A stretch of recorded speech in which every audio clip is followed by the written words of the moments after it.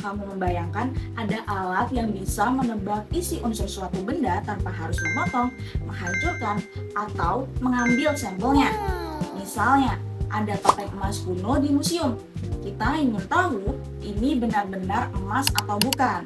Tapi tentu saja kita nggak mungkin menggores atau melebur benda bersejarah itu. Nah, disinilah XRF atau X-ray fluorescence berperan seperti detektif unsur kimia. Bahkan versi portable-nya yaitu PXRF bisa dibawa langsung ke museum, situs arkeologi, bahkan gua prasejarah loh. Kenapa XRF itu menarik? Nah, sebenarnya yang membuat XRF itu menarik adalah sifatnya sendiri, yaitu non-destruktif.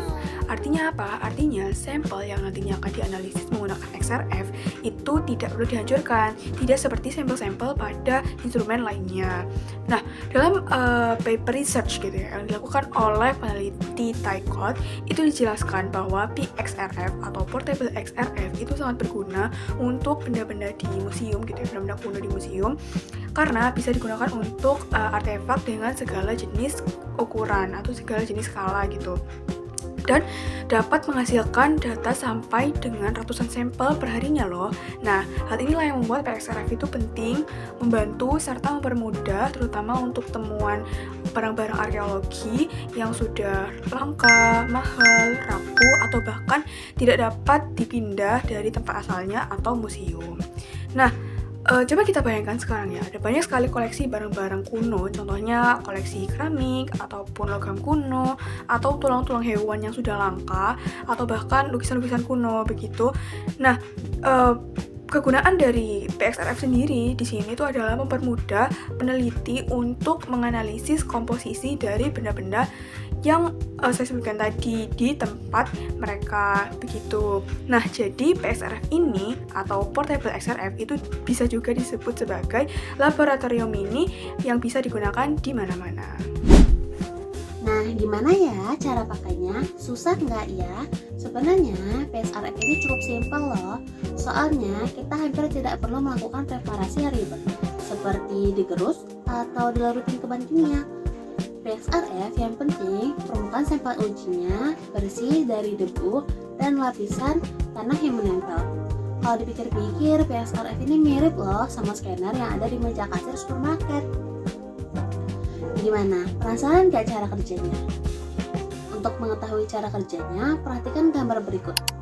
Pertama, PXRF akan menembakkan sinar X pada permukaan sampel uji.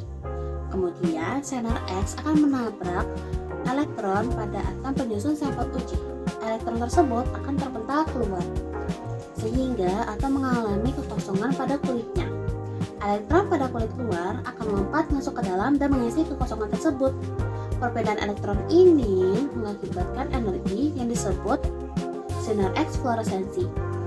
Nah, setiap unsur kimia memiliki fingerprint atomic energy yang berbeda-beda. Detektor PXRF akan menangkap energi tersebut.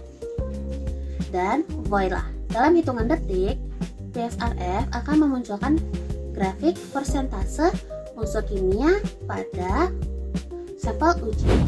Di kehidupan sehari-hari, teknologi XRF ini sebenarnya deket banget loh dengan kita.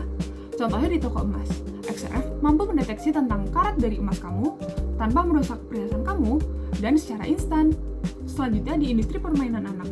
Di mainan anak dapat deteksi melalui XRF apakah terkandung bahan berbahaya seperti timbal. Yang terakhir, pihak bea cukai sering menggunakan ini untuk mendeteksi barang selundupan atau memverifikasi keaslian dari logam mulia di bandara. Fakta menariknya, teknologi PXRF ini pernah digunakan untuk menyelidiki tentang lukisan dinding gua yang umurnya puluhan ribu tahun yang lalu loh. Di saat itu, peneliti bingung. Lukisan ini warna merah dan warna hitamnya terbuat dari apa ya? Apakah terbuat dari darah hewan? Atau terbuat dari tumbuhan? Melalui tembakan dari PXRF, diketahui bahwa warna merah dari lukisan tersebut berasal dari oksida besi atau hematit. Kemudian, warna hitam dari lukisan tersebut terbuat dari mangan. Dari sini, kita bisa tahu tentang rute perdagangan manusia purba dalam mencari bahan pewarna tersebut. Keren kan?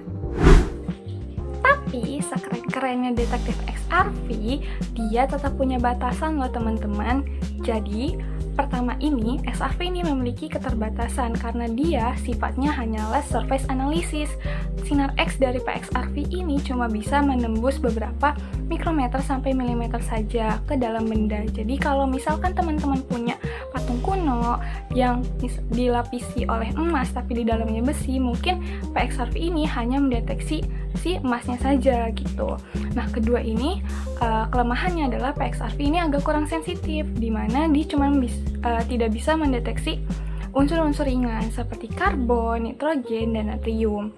Nah, jadi kalau misalkan teman-teman punya bahan organik seperti kayu, kain, atau plastik, PXRV ini bukanlah pilihan yang tepat buat untuk mendeteksi unsur tersebut. Jadi, walaupun punya keterbatasan, kehadiran PXRV ini merupakan game changer di dunia sains, arkeologi, dan industri. Kita bisa mengungkap rahasia masa lalu atau memastikan keamanan barang di sekitar kita secara instan, aman, dan tanpa merusak objeknya sedikit pun. Jadi, gimana ya teman-teman? Apakah teman-teman mau coba PXRV sendiri buat jadi detektif?